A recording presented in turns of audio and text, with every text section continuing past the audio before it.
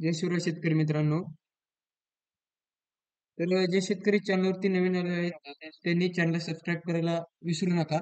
कारण अशाच प्रकारचे महत्त्वपूर्ण जे अपडेट आहेत, तर ते आपल्या चॅनलच्या माध्यमातून देत असतो. कारण काही टेक्निकल इश्यूमुळे किंवा काही खराबी असल्यामुळे आपल्या चॅनलवरील जे लाईव्ह आहेत, तर त्यामध्ये व्हॉईस रेकॉर्ड होत नव्हता किंवा जी स्क्रीन आहे, तर ती 360 म्हणजे फुल मोबाईल जसा आपण फिरवतो, अशा पद्धतीने ती स्क्रीन फिरत होती. तर आता जे शेतकऱ्यांचे सोलार पंपाचे प्रश्न आहेत, खूप सारे कमेंट देखील आलेले आहेत. बऱ्याच साऱ्या शेतकऱ्यांनी WhatsApp ग्रुपवरती देखील जे प्रश्न आहेत, तर ते पर्सनल SMS करून विचारलेले आहेत.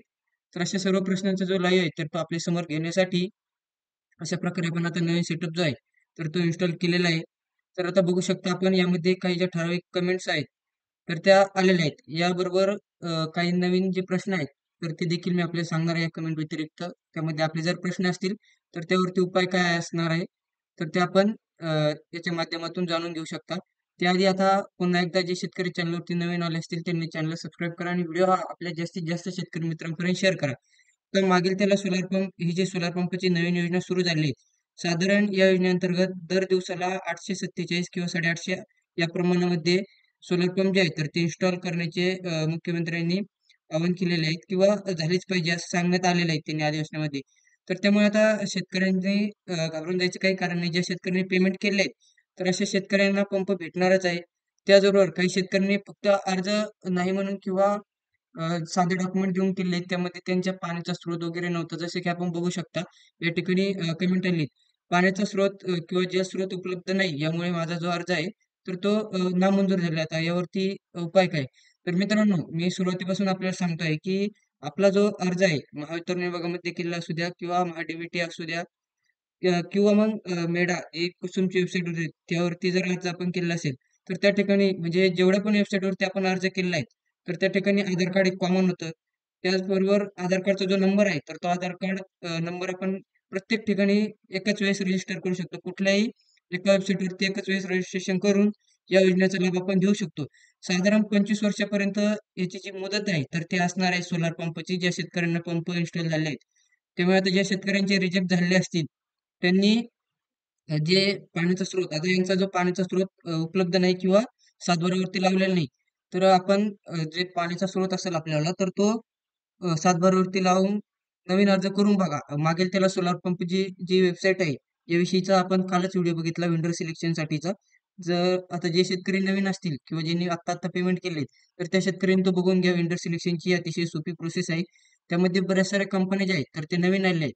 काही ज्या स्टँडर्ड कंपन्या आहेत किंवा ज्या कंपन्यांना शेतकऱ्यांची जास्त मागणी आहे, अशा कंपन्या आपण मागील काही व्हिडिओमध्ये बघितले होते. त्यांचे रिव्ह्यू देखील आहे आपल्याकडे अवेलेबल झालेले आहेत.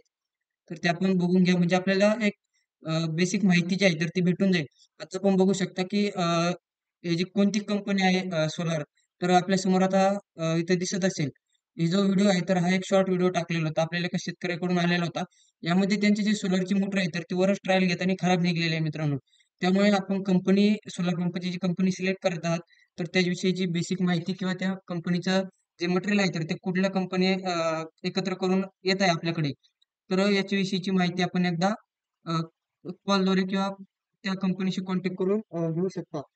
तर यामध्ये बऱ्याच साऱ्या शेतकऱ्यांची फसवणूक देखील होते, की प्लेट घेऊन जा, नंतर मोटर किंवा जो पंप आहे तर तो नंतर आणून देतो. 2 महिने जातात तरी देखील शेतकऱ्यांना जो पंप आहे किंवा जी मोटर आहे सोलार पंपची, तर ती भेटलेली नाही.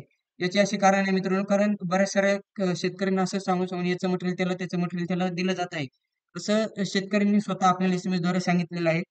त्यामुळे आपण आपला पंपाचा जो सेटअप आहे, तर तो संपूर्ण उचला. लवकरात लवकर पंप इन्स्टॉलेशन होण्याची देखील चान्सेस जे आहेत, तर ते आता आहे. त्यामुळे जे कोणी शेतकऱ्यांनी नवीन अर्ज केलेले असतील, त्यांनी पेमेंटचा ऑप्शन बघा. पेमेंट कंप्लीट झालेला असेल, तर व्हेंडर सिलेक्शनसाठी आलेलं आहे. आता इथून पुढे सर्व्हिस सुरू जो आहे, तर तो काल परवापासून जो लाईनमनचा सर्व्हे आहे किंवा सेल्फ सर्व्हे आहे, तर याची प्रोसेस सुरू झालेली आहे.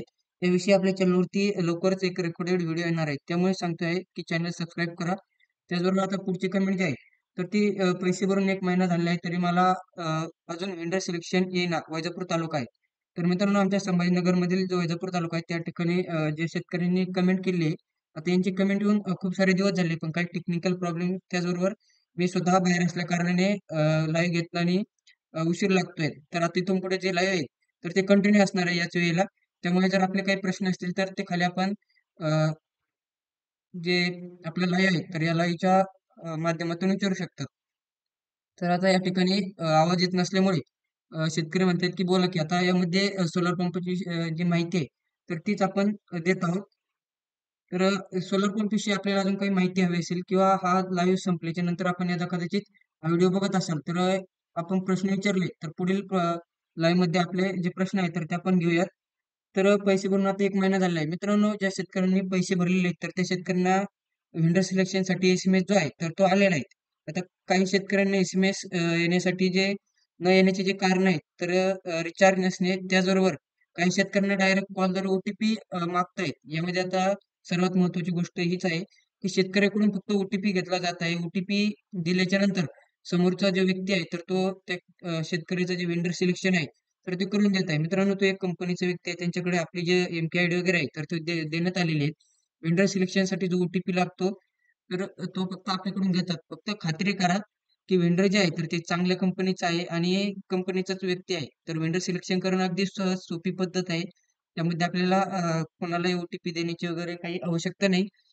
जर आपण आपला चॅनलवरचा काल जो अपलोड केलेला व्हिडिओ आहे, जर तो बघितला तर आपल्याला कुठल्याही प्रकारची अडचण येणार नाही. अगदी 2 ते 3 मिनिटामध्ये आपण आपलं कंपनी सिलेक्शन, व्हेंडर सिलेक्शन जे आहे, तर ते करू शकता. आता यामध्ये बेस्ट ज्या कंपन्या आहेत, तर त्या मी आपल्याला थोडक्यात सांगतो. टाटा आहे, त्यानंतर शक्ती सोलार आहे, जुना सोलार आहे, लुब्बी सोलार आहे, इकोजेन आहे. त्याचबरोबर आयकॉन आणि इकोजेन ही सेम कंपनी आहेत. याचेच आपले जे लाईव्ह व्हिडिओ जे आपण याआधी करत होतो, तर दोन्ही ठिकाणी किंवा 2-3 ठिकाणी जे शेतकऱ्यांचे पंप आहेत, तर ते इकोजेन कंपनीचेच आहेत. ते देखील आता जवळपास 2 ते 2.5 वर्षे पंप सेटअप होऊन, म्हणजे पंपाचं इन्स्टॉलेशन होऊन झालेलं आहे. कुठल्याही प्रकारच्या त्या पंपाला आतापर्यंत अडचण जी आहे, तर ती आलेली नाही. त्यामुळे अशा प्रकारच्या ज्या कंपन्या आहेत, तर त्याचबरोबर त्यांचे कॉन्टॅक्ट नंबर देखील देण्यात आलेले आहेत. तर आता आशा करतो, की ज्या शेतकऱ्यांनी प्रश्न विचारले होते, तर त्यांना त्यांच्या प्रश्नाची उत्तरं भेटलेली असतील. जर आपले काही प्रश्न असतील, तर आपण कमेंट बॉक्समध्ये विचारू शकता. ज्यांचे अर्ज नामंजूर झाले, त्यांनी मागेल त्याला सोलार पंप या योजनेअंतर्गत अर्ज जो आहे, तर तो करून बघा. जर नाही झालं, तर महावितरण विभागामध्ये स्पेशल डी-पीचे जे कोटेशन असते, तर ते कोटेशन घ्या. जेणेकरून आपण सोलार पंपाचा लाभ बसून वगळलेले असताना पण 2 योजनेतून. तर सोलार पंप आपल्याला ज्यावेळेला आपण कोटेशन घेतात, तर त्या कोटेशनच्या जागेवरती आपल्याला सोलार पंप घ्या असं सजेस्ट केलं जाईल किंवा सांगितलं जाईल, की डी-पी किंवा जी सिंगल फेजची डी-पी आहे, ती घेण्यापेक्षा आपण सोलार पंप प्रिफर करा किंवा सोलार पंप घ्यायचे असे-असे फायदे आहेत. त्यावेळेला आपल्याला सोलार पंप जो आहे, तर तो भेटून जाऊ शकतो. त्यासाठी देखील आपल्या पाण्याच्या स्रोतची नोंद आपल्या सातबारा उताऱ्यावरती असणं आवश्यक आहे आणि ती सामायिक नसताना ज्या शेतकऱ्यांचे किंवा ज्या लाभार्थ्याचे नाव आपण अर्ज करत आहात, तर त्याच लाभार्थ्याचे नाव असायला पाहिजे. तर धन्यवाद मित्रांनो.